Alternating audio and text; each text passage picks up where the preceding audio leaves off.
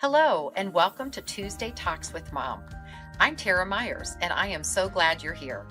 As part of Moms on a Mission, we're empowering moms across the country to stand up and advocate for their children's educational freedom. As a mom of an adult son with Down syndrome, I've walked this road, navigating the school system and fighting for the right to choose the best education for my child.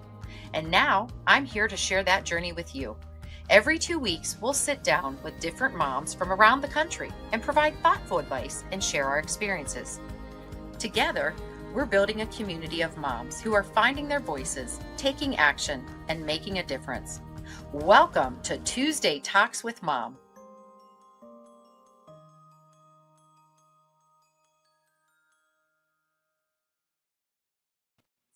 Hi, everybody. Thanks so much for tuning in tonight. Hi, Becki and Camellia. Thanks so much for coming on to chat. Thank you. Great to be here. Thank you. Well, Becki's got some really exciting questions for Camellia Peterson to share with us. So, Becki, I'm going to turn it right over to you. Thanks, Tera. I am thrilled that my friend Camellia Peterson is here with us tonight. I have known her for, I think probably 6 years or so. Does that sound about right? That's probably pretty close. We met advocating for school choice options in Jefferson City, Missouri. And I've just been following her on social media and keeping up with everything that she does because I think she's an incredible mom and she manages to do political things at the same time. And I think that's great that she can balance all of it. So Camellia, I'm just going to go ahead and dive in and ask you, why did you choose to homeschool your daughters? So I have two daughters, they are 15 and 22 now. And when we were, when the oldest was getting close to probably 4 years old or so, I was thinking, okay, what are we going to do for school? And public school wasn't an option for me. That's not what I wanted. Private school was cost prohibitive. Couldn't afford that. And so looked at various options. I was like, I really hadn't considered homeschooling before, but we decided to go for it. And I'm in Joplin, Missouri, because my parents moved here because of a particular school that they wanted me to go to. And so I kind of got a one-room schoolhouse kind of experience in a school that was in a church we attended at the time too. And it worked really well for me. And so it was a lot like homeschooling in a sense, because we used some of the same kinds of curriculums. And so I worked at my own pace. I graduated early. I went to college. And so, I knew that there were options. It was just a matter of what was feasible. And so that kind of kickstarted our homeschooling journey. And it's been great. Never looked back. That's fantastic. So how does homeschooling affect your family dynamic? Well, I will say that homeschooling will grow you as a person. Right. So you're not just teaching your child, you're reclaiming your own education at the same time. And I would, it's a great experience. I mean, it's just a great way to form a stronger bond with your children. I think you know them in a different way whenever it's a different kind of relationship when you have all that time together, right? So it comes with its challenges sometimes, but I think that makes us even better as individuals and, as moms too. And I will say that I consider my situation to be maybe somewhat of an anomaly anymore in that I have a really great support system. My parents live 500 feet, down the hill from me. And so that's really, I think that's pretty unique in today's society in a lot of ways. And so for that reason, I have always considered homeschooling a luxury in a lot of ways, even though it also was a financial sacrifice, right? It's still I consider myself very blessed to have even had the support system that makes that a good option for me, because not everybody has it. And it's probably part of why I'm so passionate about school choice, is because I know that there are so many people who are not in my position, and I have a lot of sympathy for people who don't have the same kind of support system that I have. Camellia, I have a question. What did you go to school for? Did you go to school for teaching, or did you go to school for something else? No, no, it's funny because I didn't think that I would have never said that I wanted to be a teacher. In fact, when I first started going to college, because that's what you did, when I was that age, you went and you got your 4-year degree, whether or not you knew what you wanted to do or not, right? Yep. So I went and I kind of was like a lot of other people, went through various, majors. And I took vocal lessons just for fun as an elective, and they tried to get me to switch my major to music. And I thought, there's only 2 things you can do with this. You can teach or you can perform. And I'm self-aware enough to know that I didn't think I was going to be performing anywhere. I'm not that good, right? Okay. So, and I had no desire to teach. So my major became psychology.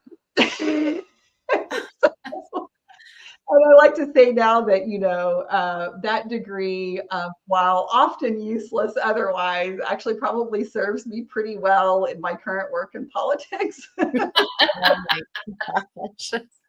I love it. But, as far as teaching, though, things change as seasons in life change, right? And so when we started our homeschooling journey and eventually joined the Classical Conversations community, I tutored English grammar and writing for several years, and tutored a lot of other subjects too. And lo and behold, I love teaching. It's one of my favorite things. So you never know. That great? That I asked you that question simply because a lot of people that are considering homeschooling, they usually, I hear from a lot of people, and myself included. I would have started that initially with my children, but I was afraid because I started college wanting to be a teacher and then realizing they weren't going to teach me all the knowledge. They were just going to teach me how to teach something. And I was like, well, I could figure that out. Lo and behold, but a lot of people say, oh, I could never do that. And I'm not a trained teacher. And I said, no, you would be so surprised. So I asked that question simply because, yes, I mean, oftentimes you find out that you are more equipped than you thought. And we already are children's first teacher, before you even get into the subject matter. So I think that's really important. So one of my favorite things that was kind of a constant mantra in our homeschool community was that you are reclaiming your own education. Yes. And it's so true. You learn as you teach. You hear everywhere all the time, the best way to learn something is to teach it. Yes. And so that's, I love that. There's so much that I learned, or learned again, right? Because you forget so much. So I told my children when I had them at home, I said, I had learned this before, but I didn't retain it. So the retention, because I had a newfound interest. So it's just amazing. So thank you for answering that. Go ahead, Becki. So this is what I love about doing these mom talks. I've known Camellia for probably 6 years and feel like all new information in the past 5 minutes. So that I love that. That's awesome. So Camellia, kind of tell us what you do now with AFP and how that ties in with educational freedom and how it all kind of ties in. Yeah. So, I mean, just different people need different education options, and those change, depending on your season in life. I homeschooled, stay-at-home mom, homeschooled for many years. And probably about the time I met you, Becki, is probably about 6 years ago. I kind of started to do my deep dive into Missouri politics that were spurred by several different things. But there were also some pretty major life changes at that time too. And so there were just a lot of different things going on. And I was looking for, I knew one of the things that I discovered was I volunteered for a friend's campaign. And I talked to a lot of people on the phone, and one thing I heard over and over again was the frustration that people felt at not knowing how to have any kind of a say or impact in their government. And so that kind of started me looking, for my place and, where it was that I wanted to be. And so that's how I eventually found Americans for Prosperity. And they so aligned with the kinds of issues that I tended towards, when it comes to like, education, especially, and economic issues and healthcare and all of those kitchen table issues that affect you every day in your life. And so my favorite thing that as I've come through is I've worked a lot in grassroots, and now I work as our legislative director because I like that nerdy, wonky policy stuff too, right? But I love connecting people with the resources that they need, and with each other, like, because that's the biggest thing is like you get to know people and you get to know what they can do, what their strengths are, and then you may not know everything, but I can probably connect you with someone who does know what you're looking for. So that's and along that journey, like that's why education, obviously for personal experience reasons, has been so important for me, because there's no one answer for every single family, and it changes depending on your season in life. And around that time, like, my older daughter was graduating from our homeschool program. My younger daughter was just getting ready to hit 7th grade, and not quite as type A driven as her older sister, right? So we're like, what are we going to do? So we actually, with Felicity, have been doing a classical hybrid homeschool academy. So she goes 2.5 days. She has 2 home days, and that was kind of a nice balance. It was like a happy medium for us, and it's been the perfect decision for what we needed in this season of life. I love that, because you've pivoted based on your family needs, and I think that's. I know for our family, we are leaving parochial school and going to homeschooling this fall. And because I feel like there's some learning gaps that need to be closed. And I feel like I'm in the position to do that with our daughter. And I think that's important for parents to realize it's okay to make that pivot based on your family circumstances. I think as a retired public school teacher, we didn't pivot. We just kept doing the same thing all the time because that's what we did. And if you're in that system, you're not used to having that freedom of, oh, this isn't working, so we're going to try this. Or this option over here is a better fit, so we're going to try that. And that's, talk about the definition of educational freedom. That's it right there. Yeah. And you don't have to do school, like you don't have to do school at home, right? You do what works for, your schedule and your lifestyle. Yes. And as long as they are learning the things that they need to learn, it doesn't matter if you're using unconventional methods to do so. Like even after Felicity, even after we switched to the hybrid program, like I said, because she's a little older, like I was working and so I was gone sometimes, but when she's working on English literature, I can't tell you how many times where I would be driving across the state somewhere and I would pull over at a gas station because she would send me screenshots of the pages of the book she was reading.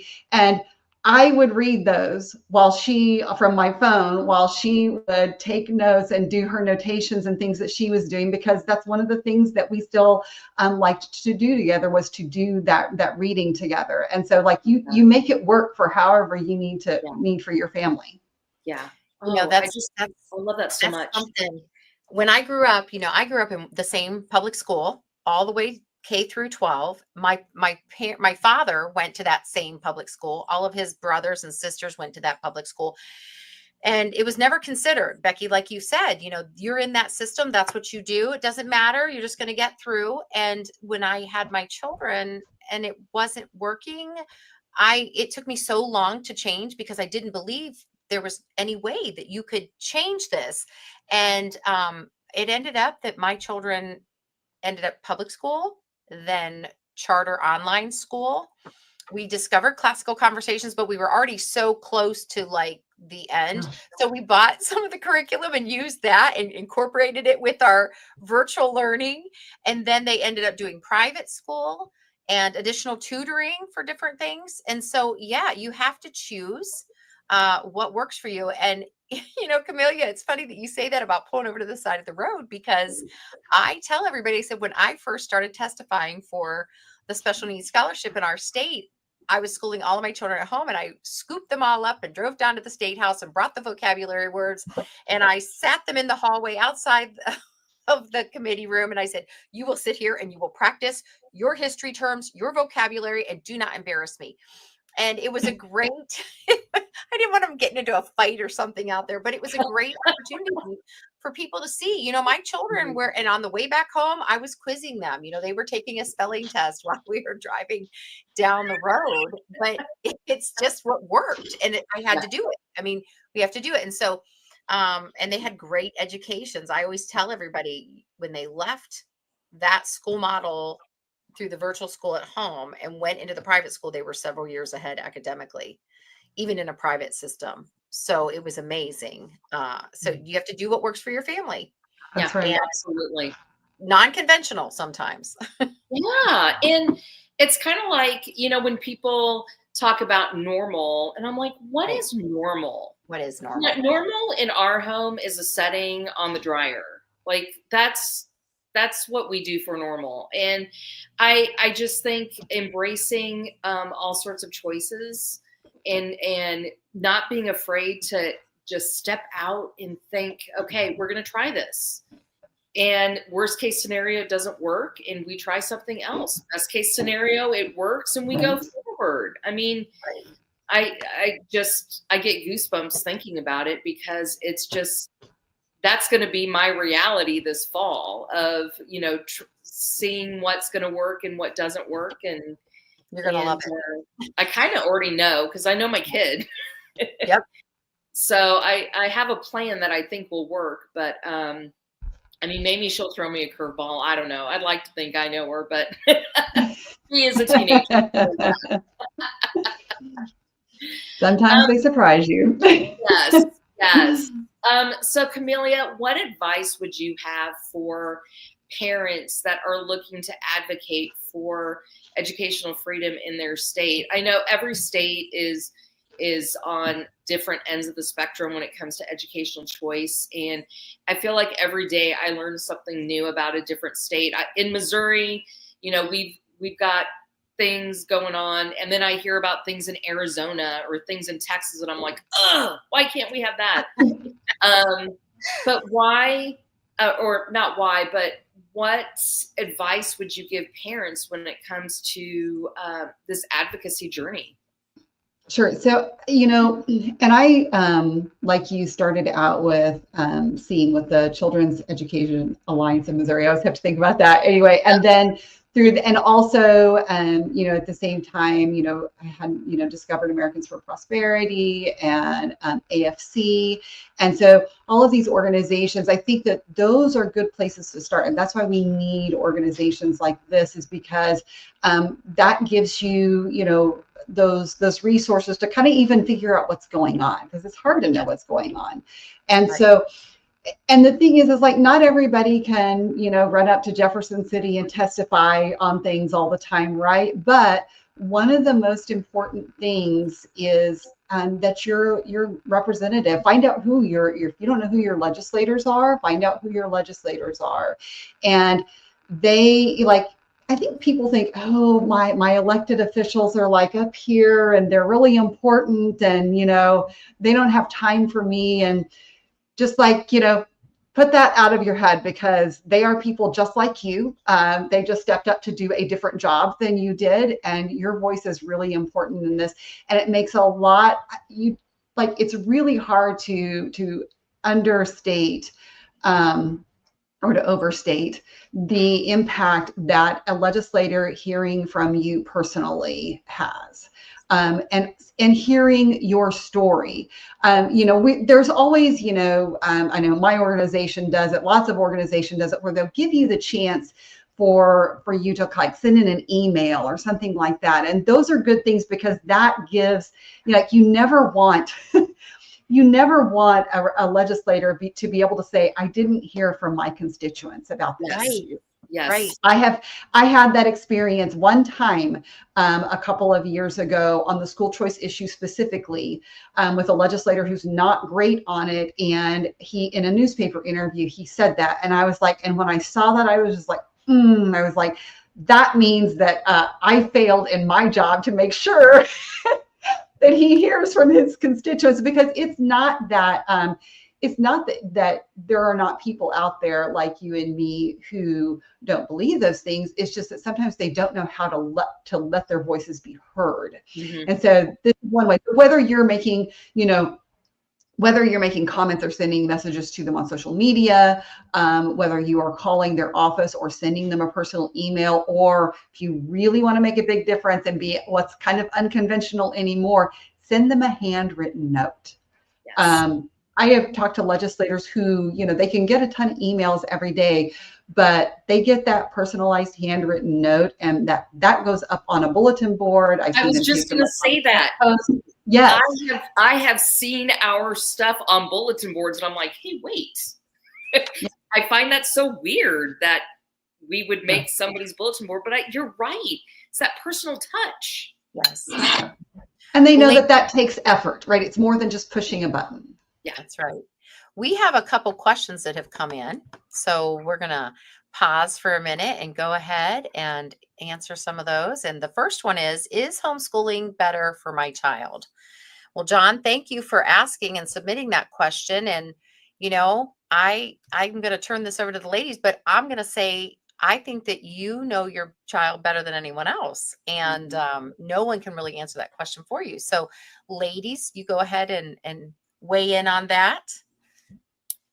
I agree. I think that you know your child best, and I'll be honest. I don't know if I could have homeschooled our son. He's now 21 and he works full time now. And I mean, he's a great person, but I had him for one class in 8th grade. I was his teacher, and we butted heads. And I often wonder, what could I have done differently? I don't know. I mean, I just don't think that was for us at that time, at that stage and age. I don't think that would have been a good thing for me to be his full-time teacher.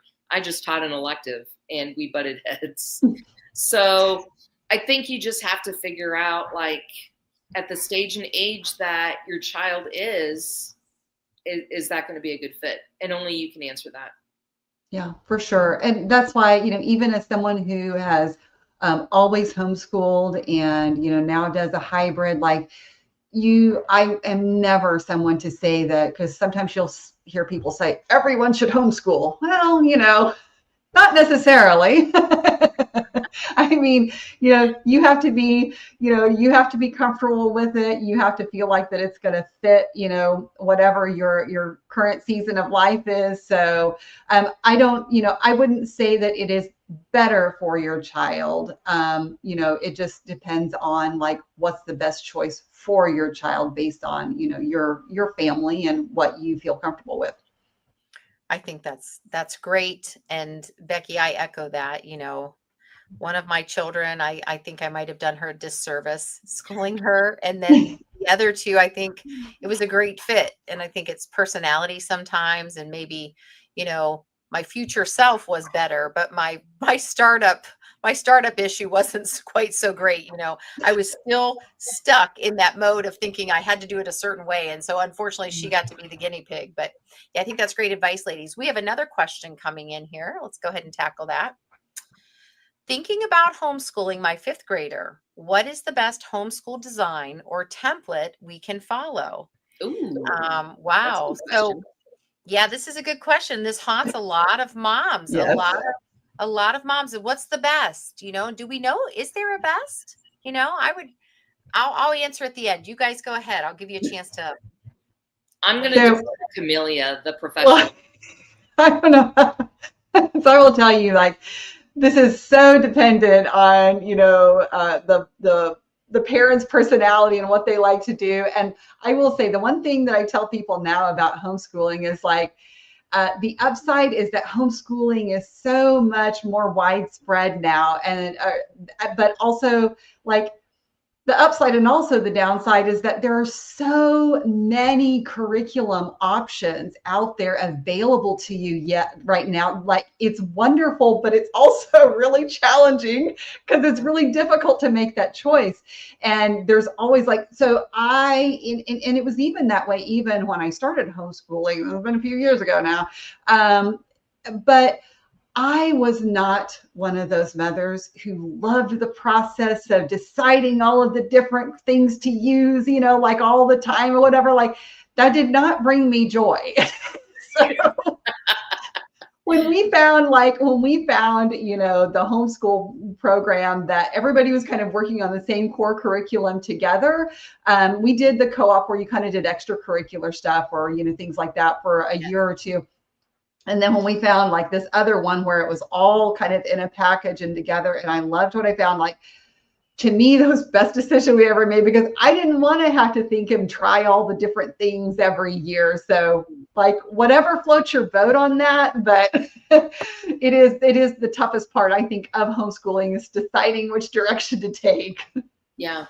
I would Well, agree. and I've seen on Twitter, on X, I've gotten into the algorithm of some homeschooling gurus, and no one can agree on one perfect curriculum or system. Yeah. And there's just so much out there to look at. And for me, I kind of look at what people kind of sound like what I'm into as a parent and as a homeschool teacher. And so I've investigated their options that way because, it's not the same as talking with friends, but when you kind of see, okay, I agree with them on this and I agree with them on that, like, let's see what their homeschooling options are, because that may fit with us as well. Sure. And I would say, I will say that there is, I do probably have a couple of things, when you are looking at that you probably should take into consideration. One is obviously you're going to be looking for something that matches like the type of education you're looking for, and whether it's in terms of worldview or otherwise. But the other thing I think that you have to consider too is how time intensive it is. Like, how much prep time do you have that you can do? Like, so you'll need to find something that is scalable to just whatever your capacity is. Right. And I think that it's really important to look at each one of your children, not only your own personality and what you're able to handle, but also your children and their personalities and what they can handle. Yes. I think it's essential because I tried to do the same thing for all of my children. And quite frankly, that wasn't what they needed. And so I think the core curriculum is essential, making sure that you have that. And then also adapting your homeschool to meet the needs of each individual child and allowing yourself a daily dose of grace to know that you're not going to get it right. You're not going to complete everything. And you know what? It's okay. And number one thing I can recommend is getting into a community that you feel comfortable in and that your children feel comfortable in, so that you have some friends and some interaction. And like you said, Camellia, make sure it matches up and lines up with your worldview and things that you enjoy doing, Becki, like you had suggested. So I think that is an excellent question. It's a great stopping point for tonight's episode, to do some investigation, do some research, check and see what can work for you. You're always welcome to, we've had the ticker running across the bottom of the screen, all of our information up if you want to connect with one of the moms on a mission, if you want to connect with Camellia. Camellia, I appreciate so much having you on tonight. It was such a pleasure to hear some of your story. And I know we could probably, as moms, we could sit here and talk all night long. Right. I was thinking about that. If you all could just come over to my home and I'll prepare a charcuterie board and we'll solve all the world's problems tonight. I love it. So thank you all for joining us tonight. Thank you all for attending. And I look forward to seeing you all again at our next Tuesday Talks with Mom in June. Have a great night, everybody. Thanks. Have a good evening.